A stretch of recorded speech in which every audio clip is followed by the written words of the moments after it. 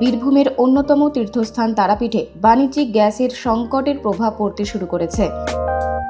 Gas সিলিন্ডারের যোগান কমে যাওয়ায় মা তারার ভোগ ও ভান্ডারার রান্না নিয়ে সমস্যায় পড়েছেন ভক্ত, রান্নার কর্মী ও মন্দির কর্তৃপক্ষ।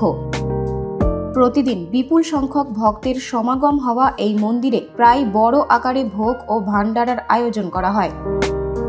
অনেক সময় 500 থেকে 1000 জনের জন্য খাবার রান্না করতে হয়, যেখানে কাঠের পাশাপাশি গ্যাসেরও প্রয়োজন পড়ে।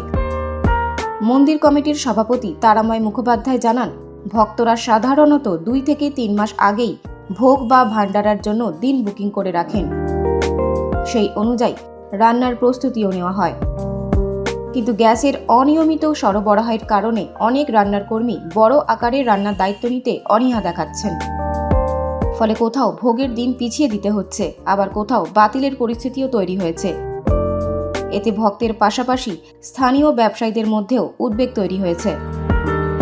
গ্যাসের প্রভাব সর্বস্তরে পড়েছে, তীর্থস্থান থেকে শুরু করে সাধারণ মানুষের ঘরে পর্যন্ত।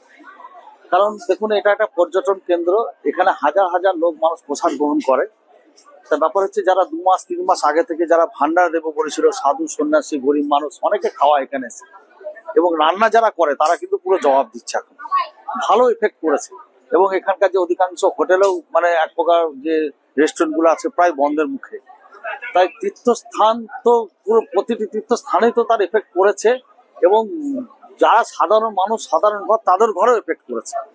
যুদ্ধ শুরু কয়েকদিন হলো, হতে না হতেই গ্যাসের সংকট, দাম বৃদ্ধি, একটা যেন 3000 মাইল দূরে যেন একটা যুদ্ধ শুরু হয়ে গেল। কেন্দ্রীয় সরকার আশ্বাস দিচ্ছে যে সব ঠিক আছে, সব ঠিক আছে, কিন্তু কোথায় ঠিক আছে? এইসব জায়গায় আসলে বুঝতে পারবে যে মানুষ কতটা মানে একটা জ্বালানির জন্য হাহাকার, কারণ জ্বালানি ছাড়া তো মানুষ খেতে পাবে না। তাই এইগুলো তো অন্তত 2-3 মাস পরে এরকম চললে তারপর হতো সেটা ঠিক ছিল, কিন্তু 7-10 দিনের মধ্যে এতটা কি সংকট তৈরি হয়ে গেল। সবকিছুতে একটা রহস্য থেকে যাচ্ছে, কারণ এই এফেক্ট একটা সেই করোনার মতো, যেমন মানে মন্দির ফাঁকা হয়ে যাচ্ছে, তীর্থযাত্রীরা আসতে চাইছে না, তারা দেখছে এসে খাবো কোথায়, ভোগ দেওয়ার বা ভোগের যে ব্যবস্থা কি করে করব, রান্না ঠাকুর তাদেরও দোষ নেই, তারাও গ্যাস পাচ্ছে না। তাই কয়েকটা দিনের মধ্যেই যেন একটা বিশাল কিছু ব্যাপার হয়ে গেল।